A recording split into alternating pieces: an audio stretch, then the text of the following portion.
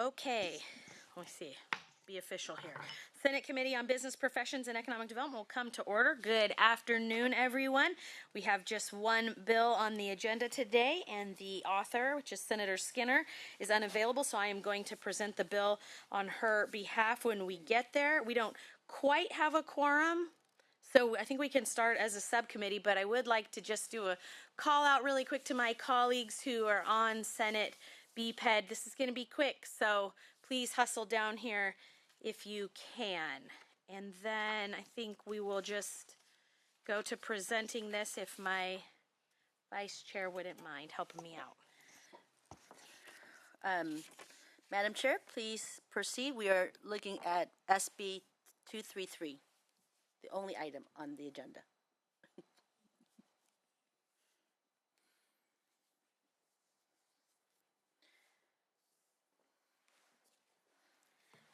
Thank you so much. I'm going to make this as quick as we can, and I appreciate both of you for being here with me.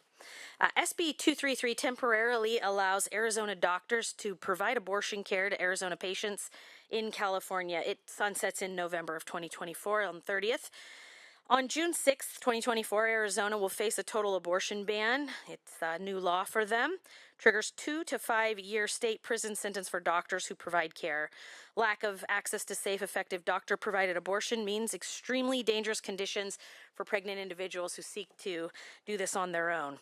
Studies say an abortion ban within the U.S. would lead to a 21% increase in pregnancy-related deaths, a 33% increase in pregnancy-related deaths among Black women, and also 1 in 5 abortion patients nationwide traveled out of state to obtain abortion care in the first 6 months of 2023.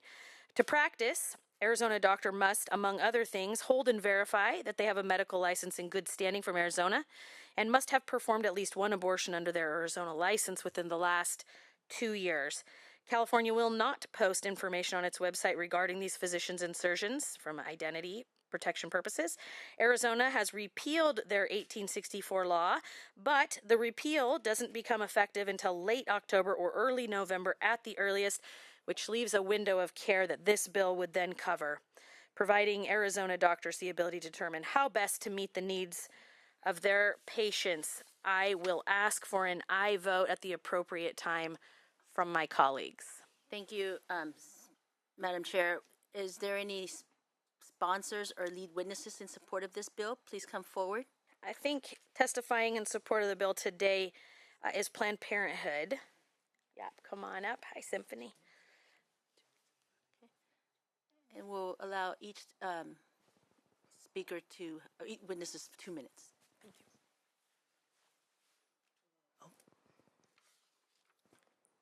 Good afternoon.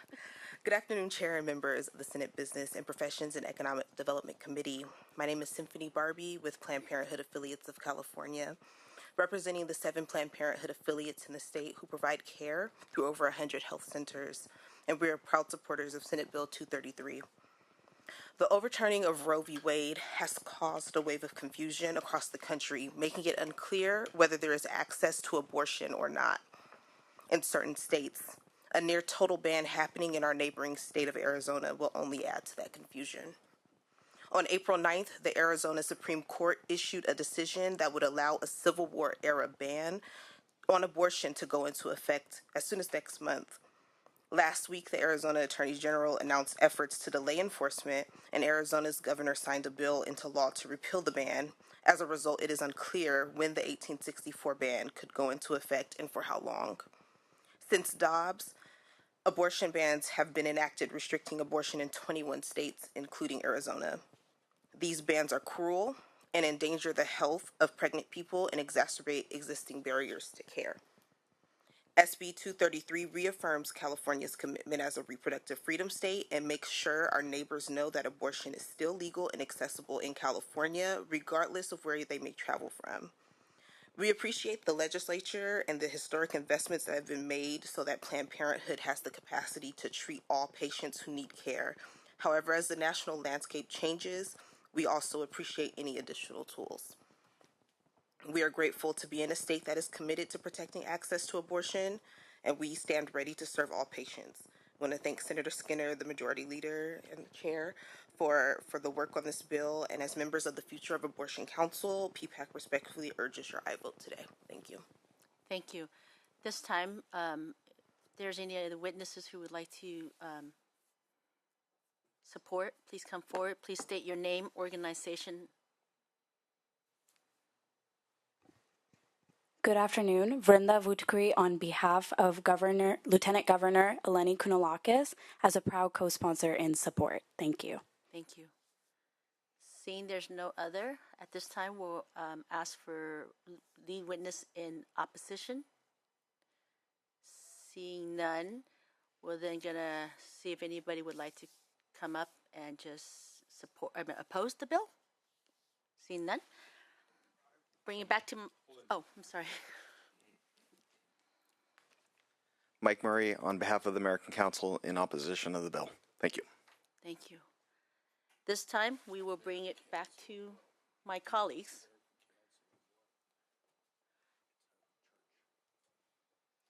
Yes. Please.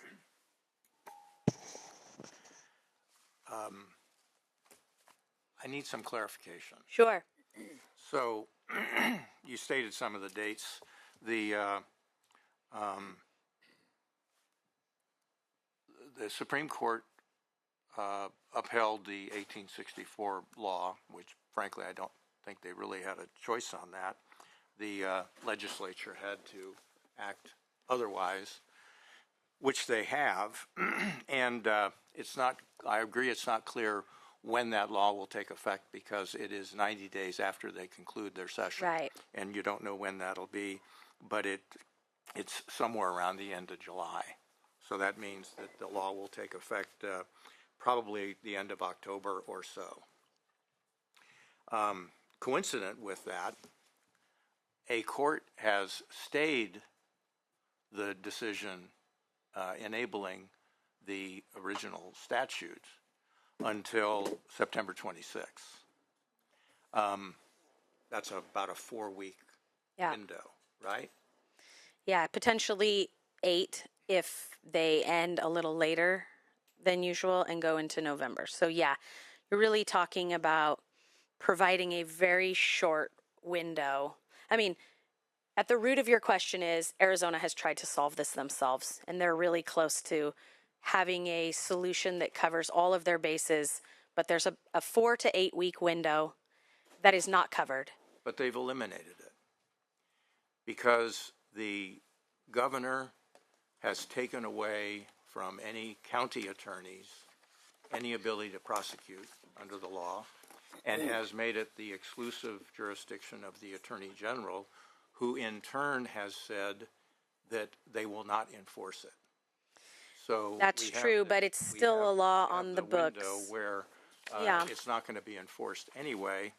And then additionally, because of acts of this legislature, if I understand the acts correctly, the services would be available in California to patients from Arizona, just like any other state. You want me to answer a couple of those questions? So first of all, yes, California is a state that people travel to, not just Arizona, when they need some help.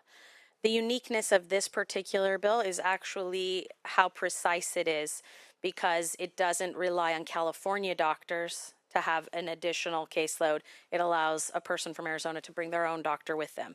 That would not be the case absent this bill. So if we didn't do this at all, could people from Arizona still come here in that 8 week window? Yes. Could their doctor? No. So that's the nuanced difference. The other piece about you saying they've solved it themselves, I know you know this, but yes, it is a law on the books that all the entities in place are saying they won't enforce, but it is still a law on the books. And as you know, professionals, particularly doctors, are under a particular oath, and some of them may find it hard to go against that oath during that 8 week period. This just gives them another option in California where they wouldn't be violating any law, even if they knew to do so in Arizona meant they wouldn't likely see prosecution.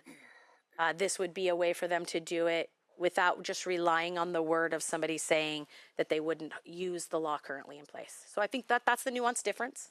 So in terms of violating the law, unless they're licensed in California, they'll be violating California law. So the medical board, the osteopathic medical board, those boards will have to make allowances for these practitioners to practice in California legally under California law.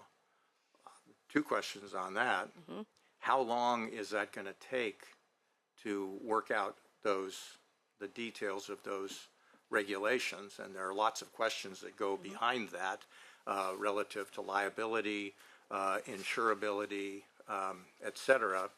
And the other broader question is, if we're willing to do it here, why don't we do it with a lot of many other practices also, to allow, if out-of-state doctors, accountants, lawyers, et cetera, are competent to practice in California, why don't we open it up?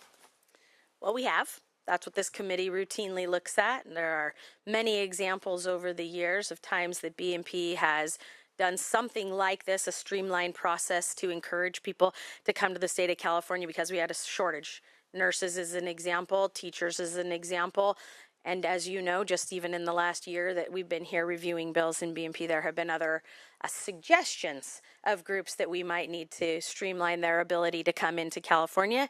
And I can assure you that when the assembly bills leave their house of origin and come over here, we will again be looking at some suggestions of groups that maybe we would streamline ways in. What I think is unique about this bill, and the reason why it had the support of the California Medical Association as early as the kickoff that some of us were at with the Women's Caucus, is because it is a defined period of time for a defined purpose, and it doesn't add to the caseload of doctors here, nor does it take away from the patients here. Rather, what it does is allow doctors from Arizona to come with their patient and give them some privileges in a facility that would allow them the opportunity to do this one procedure during this very short window of time. Have the medical board or the osteopathic medical board given any indication of how long it will take them to come up with the background allowances that they have to for appropriate licensure? Well, actually doing this allows the Arizona license to then be valid here in California for that very short window period of time. And I think you heard probably in some of my comments that there are a couple of additional factors on this bill. For example, they have to have performed that particular procedure in the last 2 years in Arizona. So it doesn't open a floodgate to any kind of doctor coming into California for any particular reason. It had to be for that particular purpose. So the legislation provides a blanket authorization. It provides an opportunity that is surgical in nature for this one particular kind of healthcare for women for a very small period of time to assist our neighbors in Arizona with a continuum of care. Without any review by the regulatory authority. I suppose we're relying on Arizona's regulating authority for doctors for that window, yes.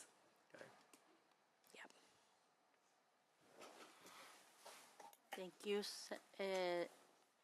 Any other members? Senator Archuleta? I hope that it would provide the opportunity that, God forbid, something goes wrong, that the doctor right there can go ahead and go on to do something else to save the patient, take care of it right then and there, and you're not playing somebody tap you on the shoulder and this, that, and the other, that they can continue to serve and represent and take care of that patient and whatever's happening and whatever procedure's taking place. Sure. At that moment in time. Of course, anything that would happen as a result of that particular procedure would be under the care of that doctor, and I'm sure would not be new to any of those physicians. And again, the care of the patient is ultimate, and so, yeah. I'm just hoping that it's not misinterpreted that somebody taps you on the shoulder, as I say, and you have to walk away and someone else comes in because there's a kidney failure taking place or some other problem, right. that physician just, needs to stay on the spot and take care of it. I would potentially argue that there's actually, this is actually a better shot for them to not be interrupted because they would have left their home state of practice to come here for the sole purpose of one patient for one procedure. And I assume when they're done with that procedure, they're going to head on home or else have a very lengthy 8-week career in California. Yeah. And they don't have to be licensed in California, just Arizona. Well, they become licensed for this very short period of time in California by virtue of their good standing in Arizona. Okay. Thank you. Done? Okay. Senator Thank you, Madam Chair, and thank you for bringing this bill forward. And it's a shame that we're here today. You think about this law and you think about 1864. I mean, we still had slaves in this country. We're going way, way back on so many rights that we are continuing to have to fight for in the 21st century. It is just shameful. But one of the questions I had about the bill, and it came up when we first started learning about this bill, is how will we ensure that women of color, particularly Black and brown, poor women in the state of Arizona, will know that this is even possible and available to them. We know how access to care is difficult even in parts of our own state, South Central being one of those. How do you actually get access to care? And how do physicians, share this information with the communities that they serve? I'd like to understand a little bit more about that. You want Planned Parenthood to answer that question? That would be great.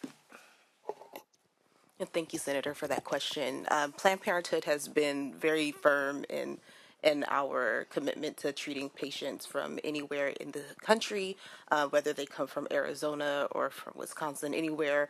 And in the efforts that the legislature took in 2022, and just since the fall of Roe, we've made it very clear that we are here and that California is a reproductive freedom state. That also happened with the governor's declaration of California being a reproductive freedom state that was spread far and wide. And so, at least from the purview of Planned Parenthood affiliates of California, we've made it very clear that we are here and ready to serve, and that this state is a reproductive freedom state, and that you will be protected legally here in this state if you need that care.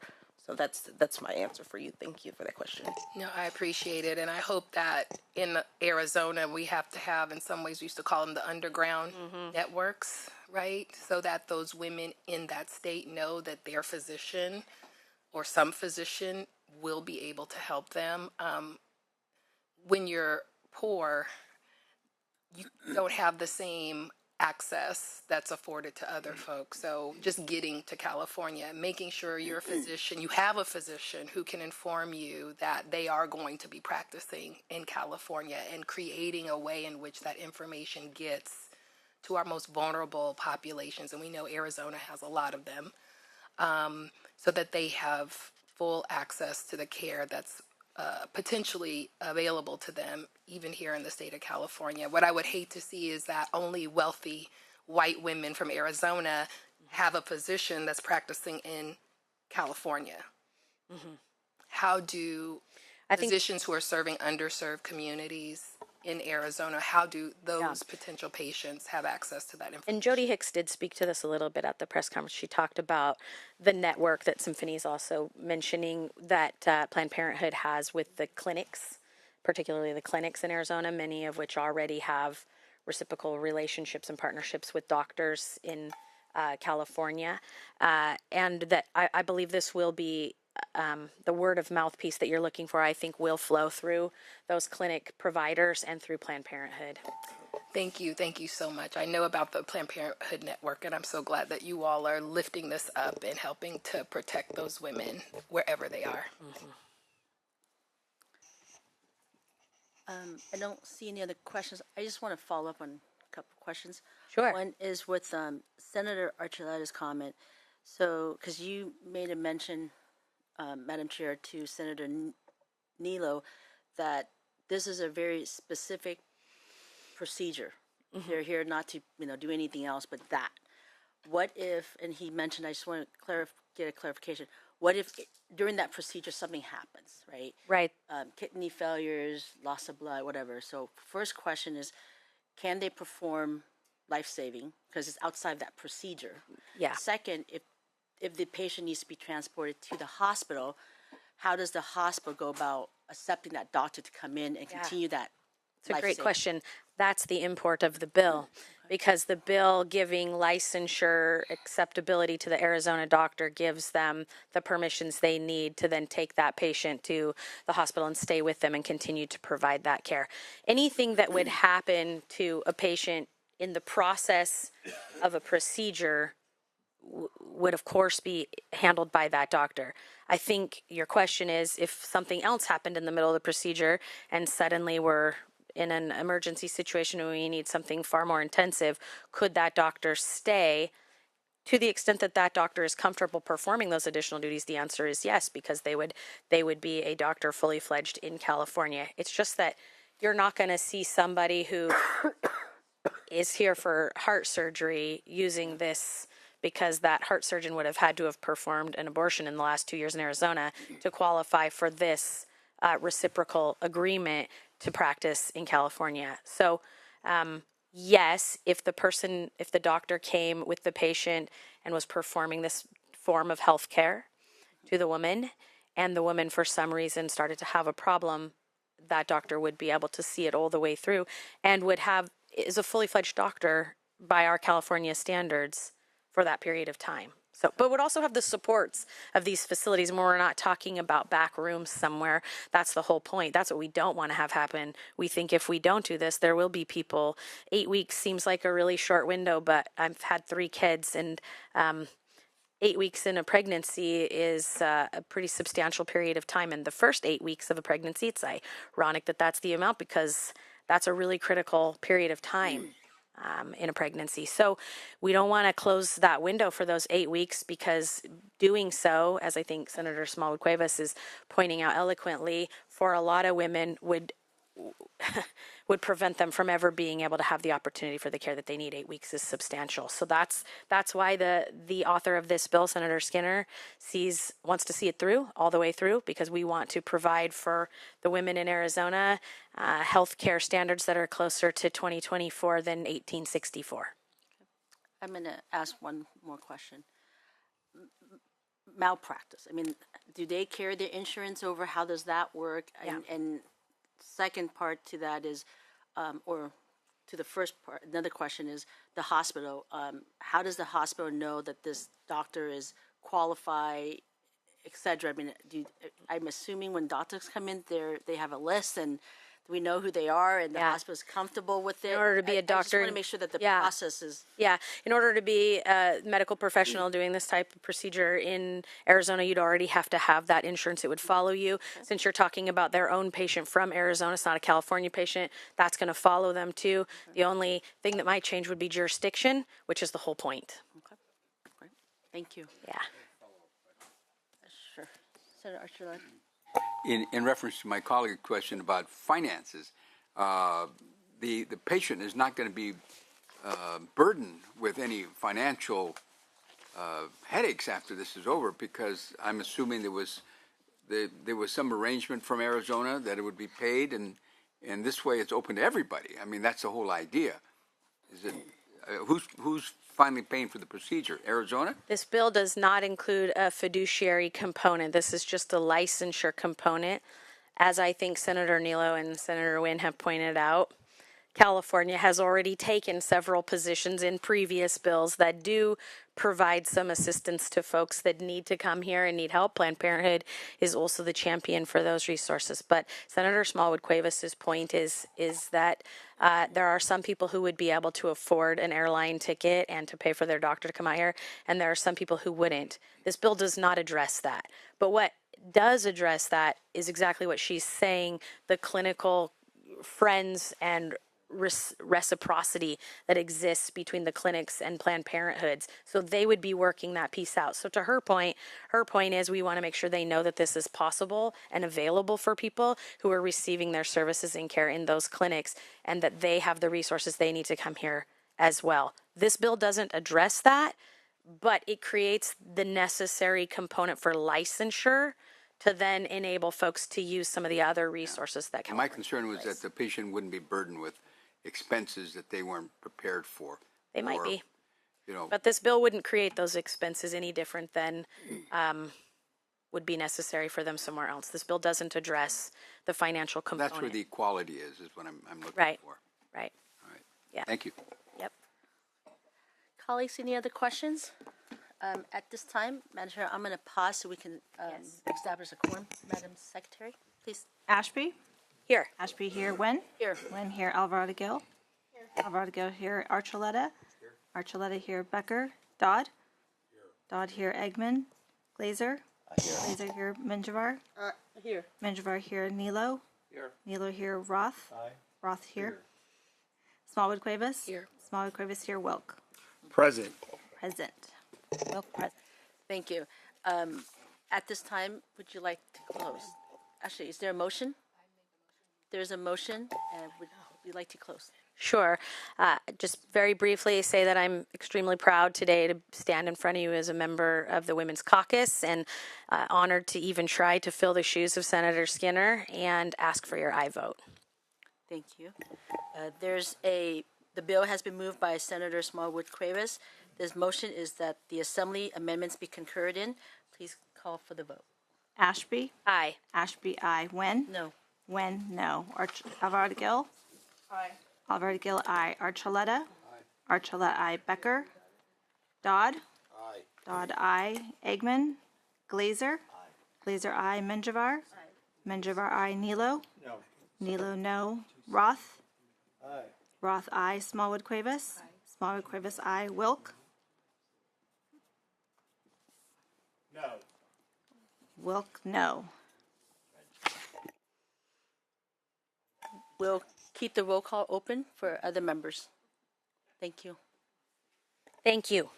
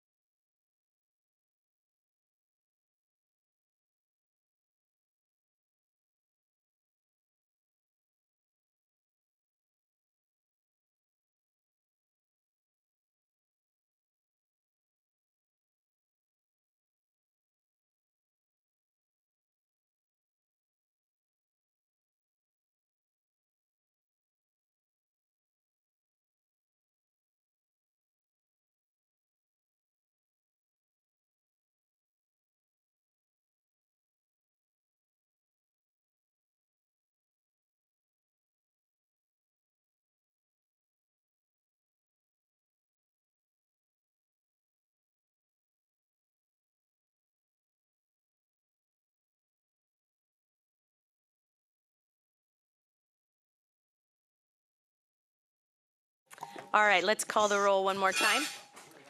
SB 233, motion is that the Assembly amendments be concurred in. Current votes 8-3. Becker? Aye. Becker, aye. Eggman? All right, that's it. So the bill is 9-3. That's out and headed to, where are we going? Senate floor? All right, we will see this bill next on the Senate floor. Thank you, everyone. This meeting is adjourned.